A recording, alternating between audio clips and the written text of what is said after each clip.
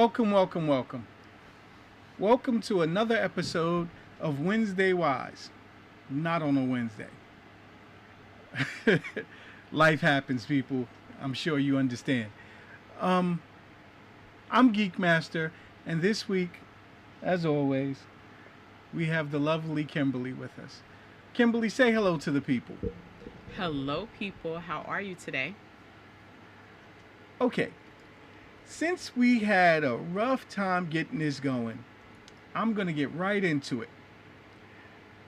Kimberly brought up a topic, and I was like, ooh, we got to talk about this. And so let's discuss. And I really want to hear from you guys on your thoughts. So, without further ado,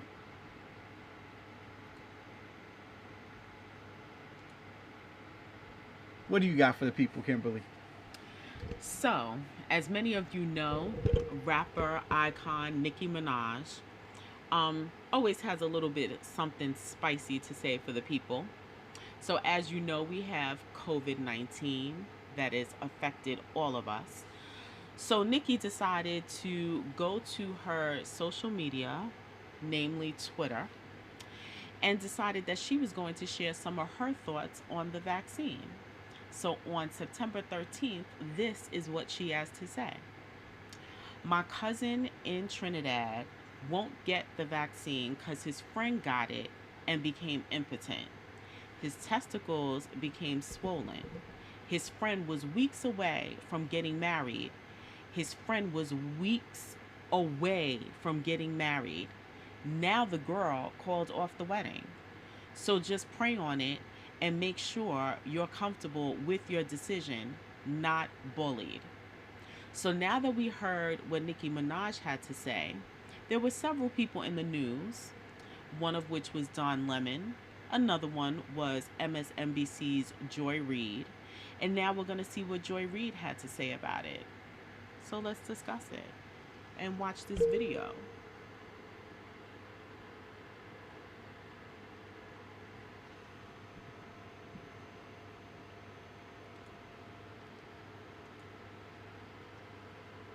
Okay.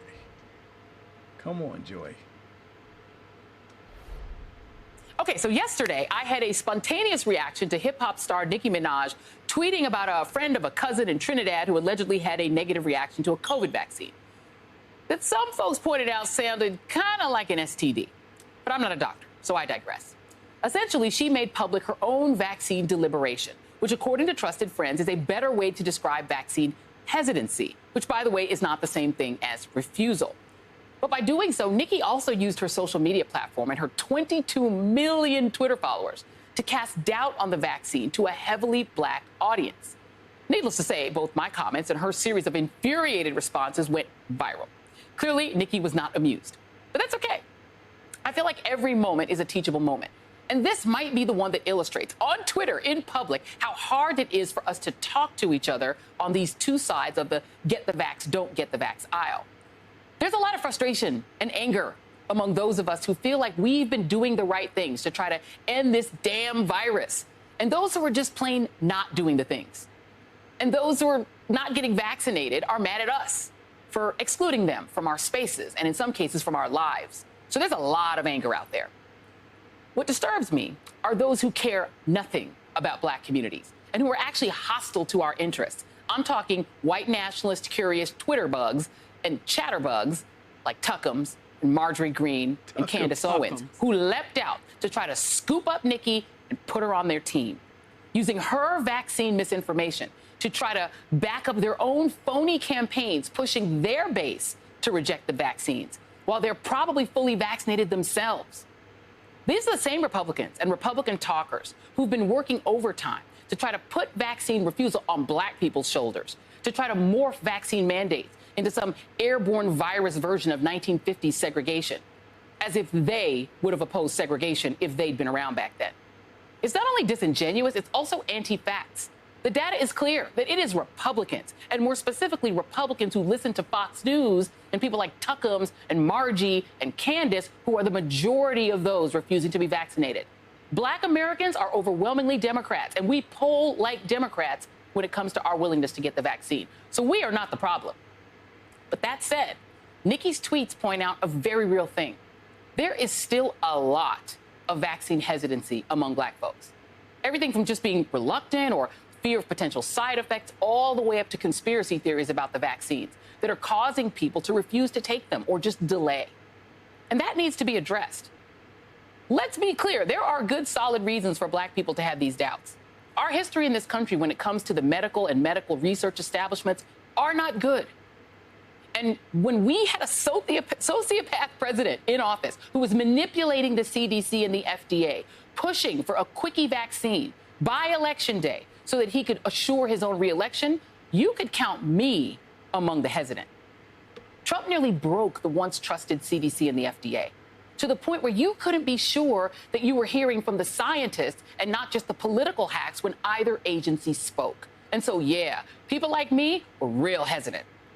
But luckily, there have been doctors and scientists who could reassure those of us who were willing to be reassured that the vaccines, once they came out months later, were indeed safe and had been produced without any Trumpist input, whether or not they came through the unfortunately named Operation Warp Speed. We didn't have to do our own research because we could literally talk with the Black woman, Dr. Kizzmekia Corbett, who developed the Moderna vaccine, or with doctors on this very show who personally treat COVID patients and could assure us that the vaccines were safe. That's why I got vaccinated months ago, and my immediate family got vaccinated. And yes, I talked to my doctor, something that, by the way, lots of Black folks who live in red southern states that have refused to expand Medicaid cannot do because they don't have a doctor or regular contact with the medical establishment in their states until they get sick. Vaccine hesitancy in the Black community is a real and pressing issue. It's not something to fight about on Twitter. It's something to talk about.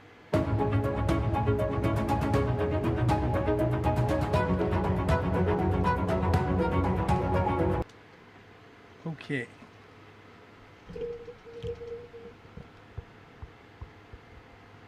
So, your thoughts? Well, first and foremost, I will say that I am someone who is vaccinated. As like many Americans and many people around the world, I did think about it long and hard before I made the decision to get vaccinated. What I also know to be true is that when you are someone who is a social figure and also an influencer, whether you intended to be or not, a lot of people are going to watch what you say.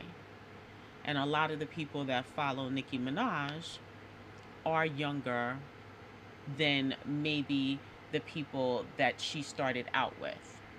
So she's in her mid-30s or so, and she might have a number of people that are in their 20s or even younger. So anytime you say anything to a young person or just to all of her followers, everybody is going to have their opinions, things that they want to say about it, etc.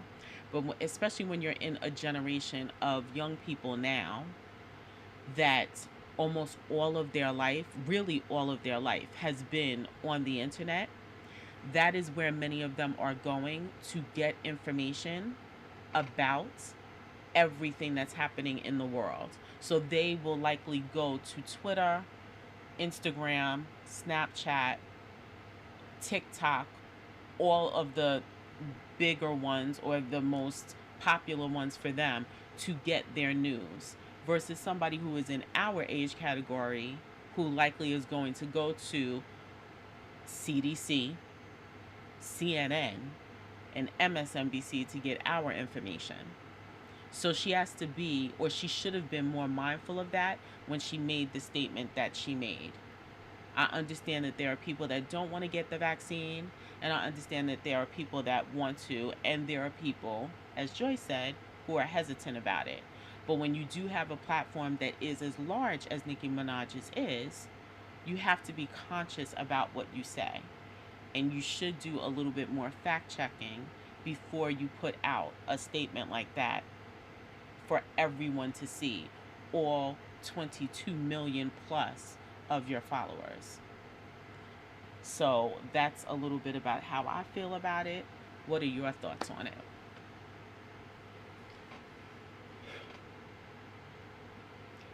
She didn't go to her followers to give them medical information. She said what a friend of a friend believes happened to them. There's no commentary on whether she believes them. She's only saying this is something that happened. This is a reaction. And like everyone, it's a reason to be cautious. And I'm going to leave the medical information for the medical professionals.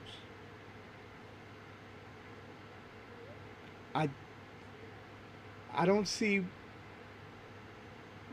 why the media has taken this one tweet and for the other millions of people that didn't hear about it, know about it. I didn't know about it until it was on the radio, it was on TV, and I think everybody's using it for their own benefit. And so I want to advise everybody, if you're on the fence, speak to a medical professional. Absolutely. I'm vaccinated. I come in contact with too many people to not be vaccinated. And that was my own personal decision, and I don't push that on anyone. So make the best choice that you can. Hope everybody safe and happy what's left of this weekend and the rest of your week. Guys, I really want to hear from you. What are your thoughts? Who are you listening to? Absolutely. And I mean, we're all in this together. So if you have a better place to get medically sound information, I'm here for it. Don't come to me with no horse tranquilizers. Listen, we are not here for No, that. no animal dewormers. We don't want any animals harmed in the making of your thoughts or vaccinations. That we do not want. On that note, Kimberly, what are you going to tell the people? Please remember to like, comment, share, and subscribe. Let us know all of your thoughts, and be sure to email us at wednesdaywise@gmail.com. This week's Wednesday Wise is in the can. Sorry I got it out so late. I'm sure when I turn the camera off, Kimberly's going to beat me. Don't try to make me sound abusive. So, absolutely not. So no matter what I tell you, if this light-skinned face is bruised up tomorrow, I didn't fall down the steps. And I had nothing to do with it. See, that's what the abusers always want you to believe. She doesn't abuse me. Guys, have a great one. Let me know whatever topics you want to talk about in the comments. And we'll see you next time. Peace, everyone. Good night. Good night.